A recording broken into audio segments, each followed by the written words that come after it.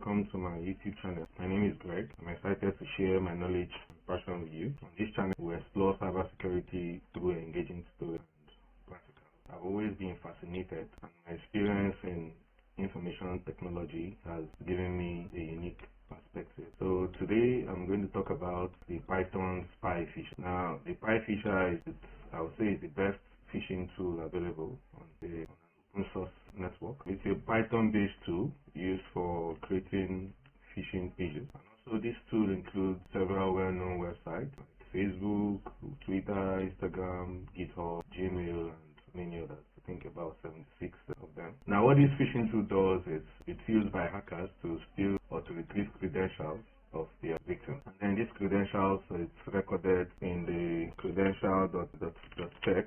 After that, it creates a file called creds.txt, and also it also saves the IP address of the target. So basically, you could actually know your target's location using the PyPhisher. The essence of this practical is to create awareness, so you know how easy it is for hackers to steal your credentials. So I believe if information or sensitizations like this are done on a regular basis, it will make the users aware that things like this happen on the internet. So whenever links are sent to you, you know you shouldn't just access links. You're supposed to check out the authenticity of the link. Now, even though there are many prevention strategies, the first main measure and approach of phishing, which is what I'm doing. Hackers can easily fool people and make them victims of this attack at ease. Therefore, all individual users and workers must know about dealing with and also identifying these suspicious emails and report them immediately to authorities. So I think this is the best way that we could actually join the fight against cybercrime. Now, thousands of people log into their social media handles every day. So phishing in this sector has become very popular, and it's proven to be the most effective method hackers use to steal sensitive information and gain access to unauthorized resources. Now, let me log into my Kali Linux. So I'll be running this practical on my Linux virtual machine. The essence of this practical is to show you how easy it is to create fake social media accounts like Facebook, Twitter, and all. So if you have this awareness, you will know, okay. So if a link is sent to you, you know, it will give you that urge to check out to verify the authenticity of that link before even clicking the link. So it will also help you to be cautious in doing scans. So you know if they send or if something is sent to you, you don't just click on the link. One of the best ways you could actually prevent yourself from this is installing antivirus, anti-spam. Now, what these softwares are, just installing them, you have to update them on a regular basis. Now, why you do all these things is because social media must never be trusted because of our credentials and personal information. You can imagine your personal information being stolen by some that you do not know. Now, another best way to prevent yourself from this is to use strong passwords. You shouldn't use passwords that are tied to you. So a person use passwords like their native name. This kind of passwords are not advisable. Then it's always advisable to use passwords that meet complexity requirements. So complexity requirements meaning that the password should have an uppercase, and then the minimum length should be like 9 characters, and it should be mixed with alphabets, non-alphabets, and also numbers. An example is password, then the @ symbol, then 1. So the @ there is a non-alphabet, the 1 there is a number, and then you have the alphabet, which is password, right?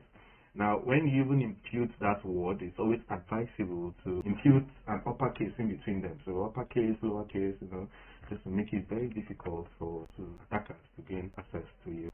Now, it's also advisable for organizations. Responsible organizations always install what they call anti-phishing tools. So what anti-phishing tools do is anti-phishing tool. It's the most traditional method that's being used, and what it does, it detects spams, suspicious emails, suspicious messages. I would say I have implemented anti-phishing. So it's always advisable to do that, because what these tools do, these tools are embedded in the system, the organization. So when these tools are embedded in the organization, it makes things, it helps to scan for fake emails, suspicious messages and them. So when they are being detected, it gives you an edge over maintaining the company's or the organization's security posture. Because security posture is the most important. Yeah. If your organization doesn't have a good security posture, then I'll say you're not a good cybersecurity analyst. So when working, it's always advisable to embed anti-phishing tool in your organization. Then you could also implement alert notification software. Now, what the alert notification software ensure that the system it ensures that all messages that are being sent or received, it's from the company's domain. So if message or a suspicious email or message getting the domain from an unknown source, it will be tagged an intruder. So it's also part of preventing. Now, there are some other techniques using phishing attacks. Frequently use social engineering methods like to deceive people to providing their credentials that give the impression that it belongs to the attacker. Gave the impression to Uber that he belonged to Uber network. So that was how Uber got hacked. So what attackers they do is they try to deceive you, they try to fool you, they try to make you feel that they are part of you, so that you would give them that trust. And then why you give them that trust, they penetrate you. So some other ways too, you could also, because we're looking at measures, you could protect yourself from these phishing attacks. Another good way you could do this is implementing what we call the authentication, is providing more authentication methods. So other than just imputing your username and password, you'd asked to provide things like maybe your OTP code sent to your phone, and then maybe things like security questions that you have to ask. It's a multiple authentication method. Like we have an authentication method that's called the EAP, extensible authentication. The EAP protocol uses a two-factor authentication protocol where you'll be asked for your username and password. Then after you impute that, you will also be asked for maybe your code sent to your phone or code sent to your email. It's a way of implementing security. So for example, those persons that use WhatsApp, it's always advisable, WhatsApp, Facebook, Instagram, your social media accounts, it's always advisable to set a multi-factor authentication. And you should have good antivirus in your machine. Very, very important, good antivirus in your machine. And not just good antivirus in your machine, you should ensure that antivirus softwares are regularly. You must update the antivirus signature, so that if new viruses erupt, your antivirus will be able to detect that easily. So that's why it's advisable to do. Because what updates does, it's like there's a new, let's say for example in the insect world, there is a group of animals, and then an intruder just comes in between them. Right now, what it does is it's like giving you an edge over the network. So we're also going to look at the output that I would say there are other frameworks that could be implemented, because right now we're looking at it could prevent phishing attacks. I've talked about multi-factor authentication. I've talked about anti-phishing tool. Right now, you could also implement an SPF. An SPF is a standard policy framework. Now, what the standard policy framework does is the email authentication protocol verifies that email message or email messages were sent from an authorized address. So, for example, I work in an organization and then you have the domain already in place, meaning that the range of IP addresses being used by my organization that's the range of IP address being used that's allocated to systems in my firm. Now, if I implement the standard policy framework, the framework will help me to detect an intruder. An intruder means that if your IP address doesn't match, let's assume the list of guests you set is about 10%, and then these 10%, you've given them a code, maybe 0 to 10, and then somebody jumps from nowhere to enter a room, and you ask the person, please, can I see your code? And the person gives you a code of C0105, and you're like, no. I only issued a code to 10, and go to 10, and so from 1 to 10, and that code was secretly given to users. Right, so that's basically what the SPF that's what the SPF does. So if your IP address doesn't match authorized IP addresses being assigned, then it will be tagged. SPF records are published in the sender's DNS records and specify which IP address are authorized to send emails on behalf of the domain. So with the SPF framework, there are so many things that could actually do. So the next is, there are other things too that could be implemented. Things like web filtering basically helps prevent employees from accessing phishing websites. There are some phishing websites users in your firm might not really have the knowledge of. So it is your job as a cybersecurity analyst working for that firm to ensure that web filtering is implemented. Now, what web filtering does is unknown phishing sites. So web with like basically filtering of phishing sites. Then it's always advisable to a network administrator or a security analyst working for the organization. It's always advisable to conduct regular training. Very, very important. Now, in cybersecurity, there's what we call responsibility. Has to do with Mr. A telling Mr. B, this file you're about to download, I'm a worker in defense. While I was working, I saw a user go online to download illegitimate software. Right? I know nothing about security, but because this company always run awareness, run trainings for members of staff, we use that information based on training that going online to download things is not advisable. So remember, shared responsibility. So what user B tells A is that, Mr. John or Mr. A, don't you think going online to download this is going to cause harm to the family? And Mr. A, that's right. You know, I forgot. So that's why it's always advisable to conduct regular trainings for members of staff in your company. So now let's go down to business. So I'm going to, content of this channel, it's for educative purpose only. So do not try this on unauthorized data or assets. Don't try this, right?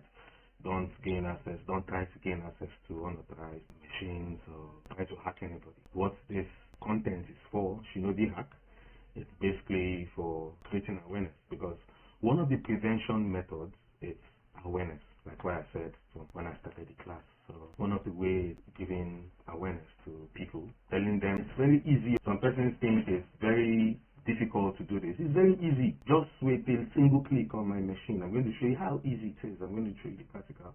I'm going to install a phishing website, I'm going to clone a phishing website. I'm going to clone LinkedIn, and then I'll show you how easy it is to hack somebody. So I'll put targets.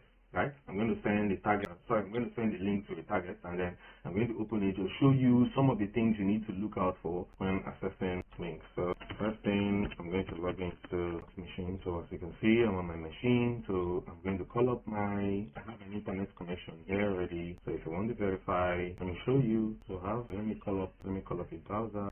So here, I'm going to check out what my IP address is. I have Google, so it's running. So I have internet connection set up. So the first thing I'll do is I'll call up my terminal, and then I'll check if I have this already downloaded. Okay, I'm going to move this to task. No, sorry, move this to task so that it won't conflict with what I'm about to do. I had already run this before now. So I'm going to start from scratch. So the first thing I'll do is do an ls.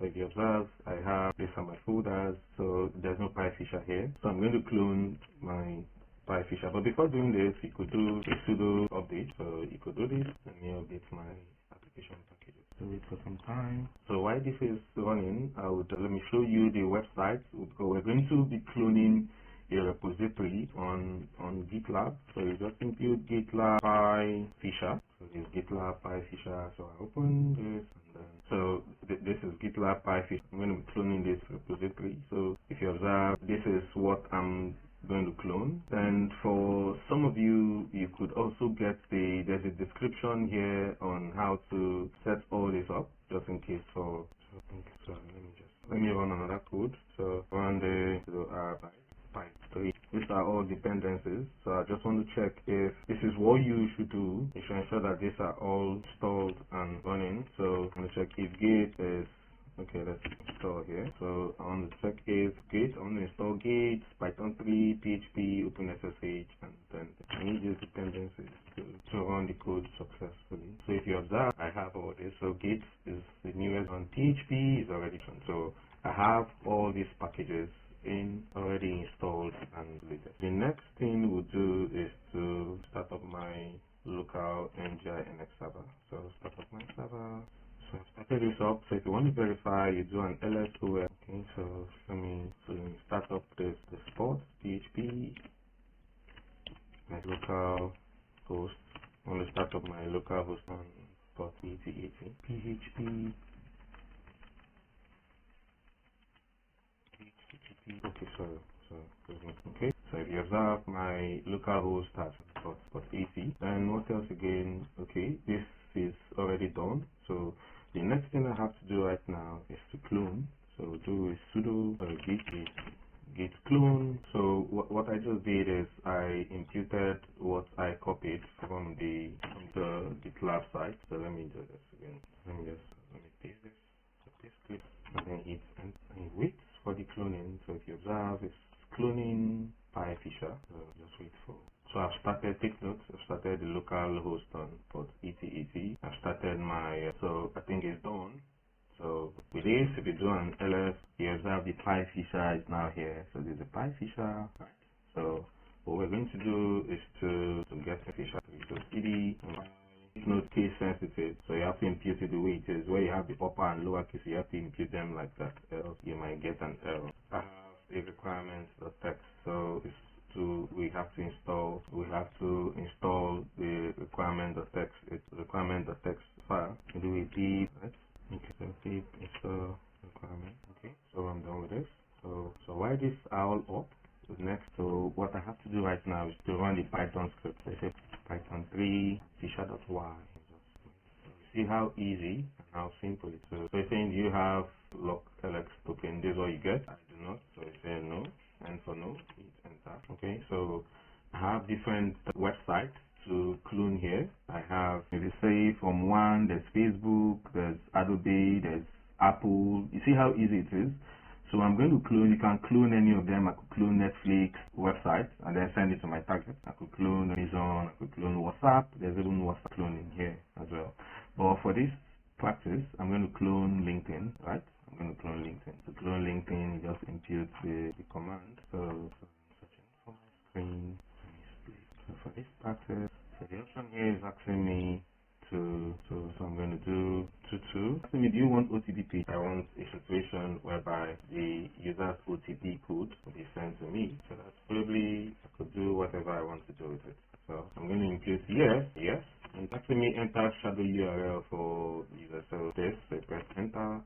Now it's asking me enter redirection URL. Now redirection URL means that while the client or while the target is being redirected to the fake site, after harvesting the client's credential, the client will still be redirected to the original LinkedIn page. So the client won't even suspect that something happened. You know, like I'm on a fake site, I've imputed my username, I've imputed my password, I hit, and then the next thing that shows is please impute your OTP code, and then I impute that, and then I click on submit, and then I'm expecting to see myself in my LinkedIn profile. Instead of that, if this OTP is not imputed, so if the enter redirection URL it could show an error or something, and suspicion could raise suspicion. So in order for your targets not to suspect this, I could impute cps/link.linkedin.com, so the client will be redirected to the original LinkedIn page. Just enter and then you wait for so you must know this is how the trying to start. Do you want to continue connecting? Yes, I want to continue. Saying key is the key is not known by another name. Are you sure you want to continue? Yeah, okay. Look, I don't need this key, so you just wait. All you need to do is see that. So you see, it's provided the URL I could send to my target online. I have to do subscription. So, but I think this. Let me check this out. So this is how, you see, it's created a Cloudflare link. Now with this link, I could just link to my, now how do you know this fake? You see, HTTPS analog views resume this is a fake LinkedIn page. Now let me move this to the side so you see how easy it is. So when I'm on this LinkedIn, I will impute a username. So we'll be watching, you see, it's telling me that victim IP found, that's this, it's found this system. I'm doing this on the same machine. I'm going to transfer this to, so I could send this link to anybody online on the internet. I forward this link to anybody. I think I could send a mail to my staff. Click on this. You have just 1 hour to clean this spot, something like that. And then I add this link to it, and then I impute. Okay, at the end I think staff, and send it to the target, to my target. And now when my target sees it, my target thinks, oh, this is coming from LinkedIn. And then my target clicks in its email. Let's assume my target email is 3445. You just watch my screen. You watch this to see what happens. And then let me take it down here. So you see when I say waiting for next, is waiting for this. So let's say at yahoomail.com, right? Say last password is full captain house on 893452 at 10 fine, right? So then I could click on next, just watch. So you click on sign in, and then you see OTP code appears here. So I've harvested the client username and also password, and you see the OTP code is here. Now I could also open this link. If you observe, it's redirected me to inside now. Now the user wouldn't suspect the user. I just clicked in. Now what happened? My network. Okay, let me log in again. But you've already, now the user tries to log in. The user's credentials has been harvested. Now the other places you could also find is, that's why I split the screen. Let's say, assuming I've done this, but right now I can't find the username and password where it's saved. If you observe, it's saying saved in cred.txt. So there are other ways you could also get the username and password if it doesn't display on the screen. So you could, first of all, I need to go to where the PyPhisher location is. You observe the PyPhisher location is, okay, sorry, let me open another terminal. So you say the PyPhisher is here, so I'll say cd PyPhisher. And here, you go and ls, you observe that a new text file has been created. There's creds, meaning credentials, .txt, and there's ip.txt. Now, if I want to know the credentials that this man has stolen, I'll just do cred. So you see, this is the username, this is a complete credential. So if the users that click on that link phishing thing sent to users, that's why you must be very, very careful. If a fake link is sent to you, you have to observe, analyze very well, look at the URL if it's whether, because sometimes what hackers do is they try to deceive you. So if, for example, the LinkedIn URL is www.linkedin.com, the hacker could put link LINKE, then he could not put D, then the I, where you have the IN, he could not put LN. That's it's going to be linked in, because if he uses the same LinkedIn, there will be an error. Like, for example, if you look at the original site, you see the LinkedIn here. So what the hacker could do is, the hacker could create a domain name and then pull this I here and make it look like this, L. So if you observe, this is how. So I'm going to still send this link to another of my machine. So I'm going to call up a web browser. And then, so let me open a web browser, another web browser again, and then I'll paste that link and we'll see what happens. So this so let's try that. So just paste this link here. You see, analog views, resume, Cloudflare. So I'll hit and enter. Let's see what happens. So the fake link is open. So you see, if you look at the link here, analog view, resume says. Now let's impute a username and password. You observe that whatever I impute here, so this is another machine. You could send this link to anybody, anywhere in the world, could actually send this. Then sometimes what hackers do is they try to host this name by changing this name to something that looks too good, so you actually click. So I'm going to use, let me use my email address. So at aol.com, and then I impute a password. I'll just impute something that looks somehow. So I'll do a sign in. So let me open my Linux instance. I'll just move it to the other side. So these Windows, right? So you see it's still waiting to harvest more credentials. So let me scroll down. So if you observe, it's saying IP, this is my IP for this setup. And then if you observe this, and it's not advisable to use your IP address to know your location. They could get so many things about it. It's always advisable you protect your IP address. You don't allow your IP address visible. For this setup, I'm using a generated IP address. So that's why I'm leaving this open. So you have to be, so it's telling me the operating system on the target machine. That's which this machine I opened this link to, and it's telling me it's Windows 10, and it's telling me the agent is Mozilla 5.0, and then it's telling me this man was opened with Chrome. So if you observe, this is a Chrome browser, right? So that's the Chrome there, and it's telling me the version of the Chrome that this target is using. Then it's also telling me the location. It's telling me, this user is in Lagos, Nigeria. The user was in China or in the US. You're going to see same thing here. Then it's also telling me the geolocation of this, the latitude and longitude of this user. So now, how do you get to know people's location using their IP address? There's a website that's very easy to use. I just want to tell you how easy this is. So you always protect your IP address. Very, very important. Now, this is a free website where you can actually get users' location just by getting the IP address. So imagine this IP address. I know, okay, this is the user's IP address. I've sent this to the target, and the target has clicked. Now I want to know where the target is. I could just impute this on this man, 197. Okay, it actually pops this out, 210.85.73. Now, if you say search, you could get information about this. So if you observe, it's telling me things about this user, the latitude, longitude. If you observe this user, you will see that there is a slight similarity on the longitude, and here is 4.8, and the longitude here. I think this IP geolocator is actually going to give you a precise location. Why this is the Linux instance is just giving it. So just by getting the user's IP address. So you see why it's advisable not to click on links. So if you click on illegitimate links or links you're not sure of, your IP address could actually be harvested. Now, this is a user. So let me go back to my phishing. So I've actually imputed the username and password. I've not clicked next. So if I click on next, you will see this is the user here. This is the target. This is my Windows 10.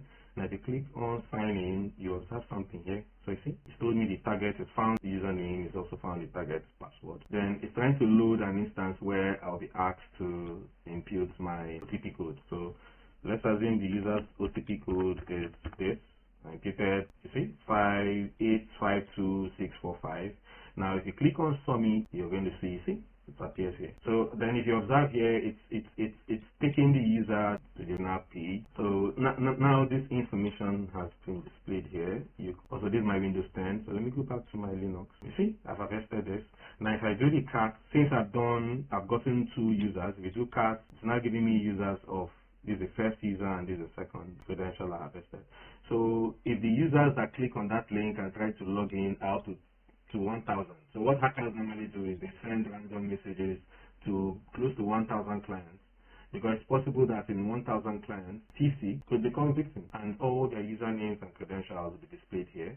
You could also get your IP address, because there's an IP.txt file that's created, and the IP.txt is IP text file. So you see, it's also going to give you the IP address of the target. So this is how easy it is. Take note, this is an awareness and explain to you how easy hackers gain access to your information, steal sensitive info like your PIIs and your SPIIs, your personal identifiable information. And one of the most important in cybersecurity, the foundational model of cybersecurity is CIA, confidentiality, integrity, availability, and also a slight bonus added, non-repudiation. So when you implement these 3 foundational models, it gives you an edge over, it helps you to maintain security posture. So meaning that data or assets must not be tampered, that's for the integrity part. Then confidentiality, everything must be confidential, meaning that confidentiality, while you protect your data and assets, you should not also try to access what you're unable to access by, when I mean access, like trying to access illegitimate things you don't have rights to access, and you try to access them. It's not advisable. You could get hacked. And then it's always advisable your operating system should be updated regularly. Very important. Now, the ransomware attack that's called the WannaCry attack targeted mostly systems that do not have their operating systems updated. So the WannaCry hack that happened in 2017, it's a huge loss to the world, right? And majority of them user victims they became victims because the operating systems were not patched. So it's always advisable to patch your updates of your operating system. Very important. Then you ensure you have anti-phishing tools embedded. Then you also ensure that your antivirus is licensed. Don't download free antivirus. Don't go online trying to download free things.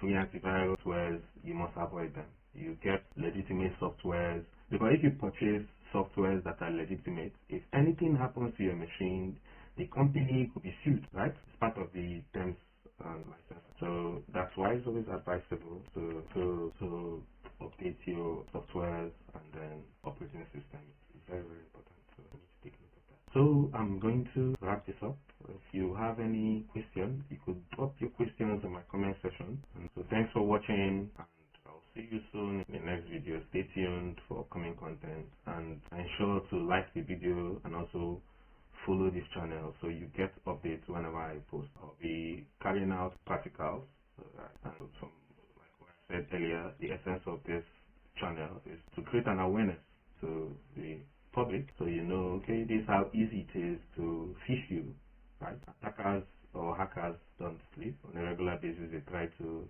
exploit vulnerable users and organizations. So it's one of the best ways we could stop this is by creating an awareness. So that's what the channel is all about. So if you have any question or any comments, you just drop a comment and drop a question. Thank you very much, and I'm excited to be part of this journey with you. Thank you.